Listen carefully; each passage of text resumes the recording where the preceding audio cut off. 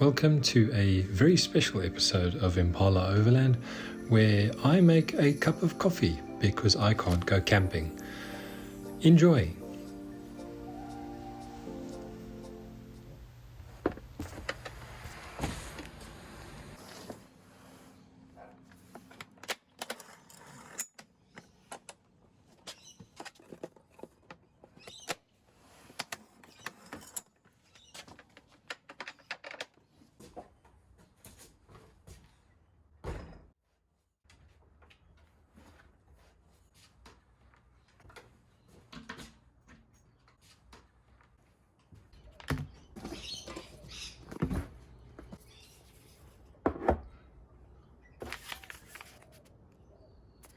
If you haven't ever tried this, these are awesome.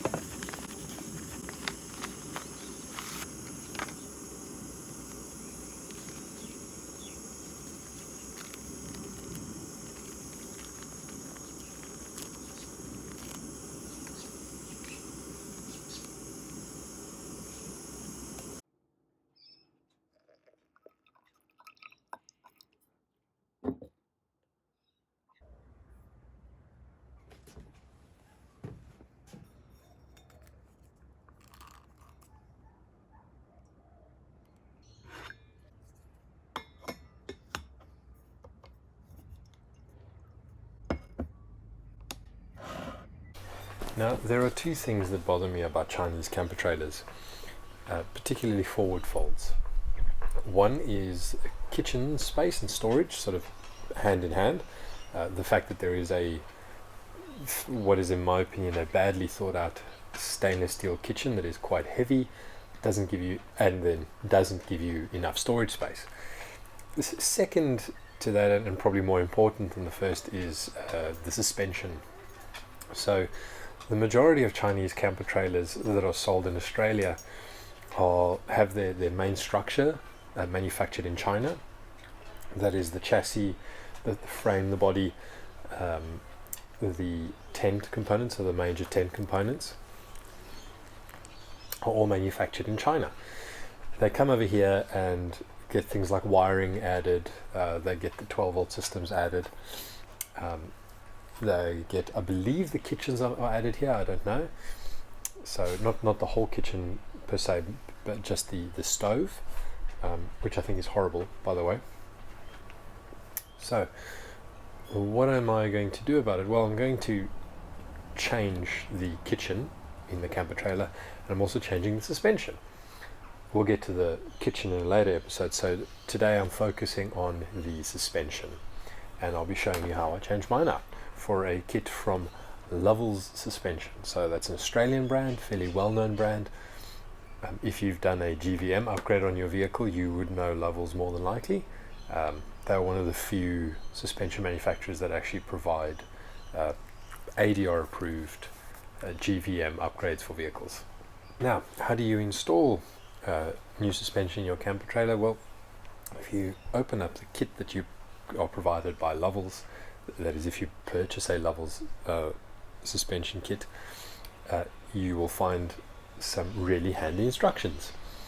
And following those instructions, what you do is you jack up your camper, drop the suspension, remove the droop strap, or whatever it's called, the shock absorber, drop the suspension down and pull out the spring.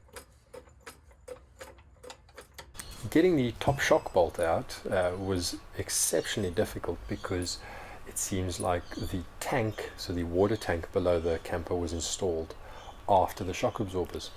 So that means that the length of the bolt doesn't fit between the top of the shock absorber and the tank. So that needed some persuasion. I do know that other people that have done it have actually gone to it with an angle grinder.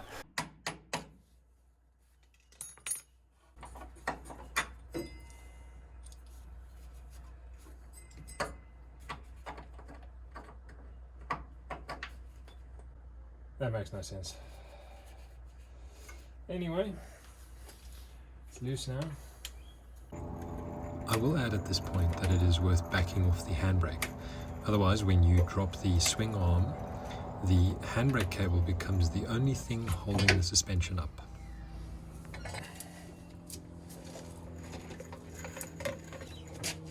Now once you've got your spring in, or your new spring, once you drop the suspension down, you can then jack the trailer up again on the swing arm to get the space to compress the spring. That enables you to connect the shock absorber and the new droop chain that Lovells provides in the kit. So one of the nice additions again by Lovells, and this is why I love these kits, because there's thought put into them. So the chain is actually longer than the droop strap that comes with the original camper trailer, and this allows the suspension to I don't want to use the word articulate, it allows it to droop further. So it effectively stops it from hard bottoming out. So it gives it a bit more travel, gives it a bit more space to move, particularly because these are larger bore shock absorbers, longer travel springs. And I mean, if you just look at this image, you can see how much shorter the original shock absorber, the original spring is than the new one.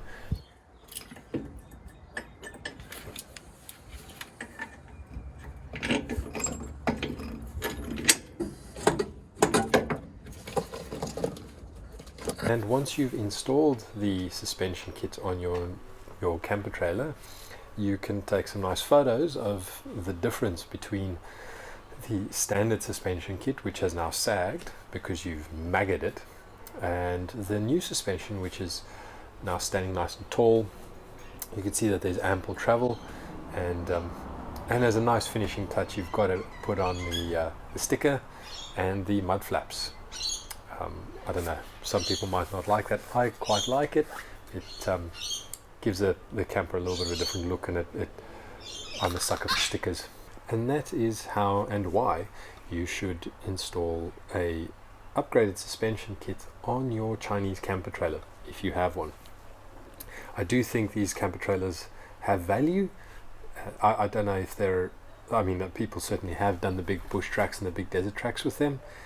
You need to spend a bit of time and a bit of effort and a bit of money on them to get them to what I would consider sort of a reasonable standard and capable of going out bush. I don't think there's, well, particularly not mine, and I don't think there's many of them that are sold 100% ready for overlanding.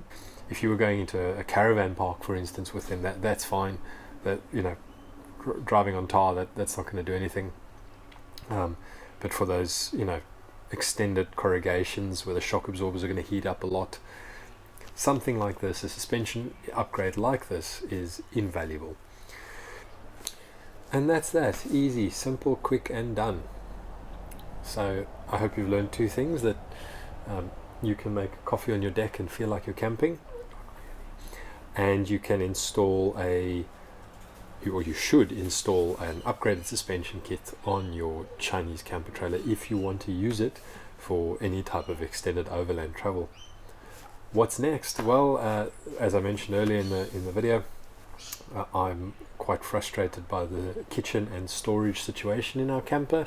So I've been working on a little something in the garage for the last couple of weeks while we've been in lockdown to remedy that. So look out for that in upcoming episodes, and otherwise, please hit the like button, subscribe if you enjoy the videos, and I'll see you next time. Cheers.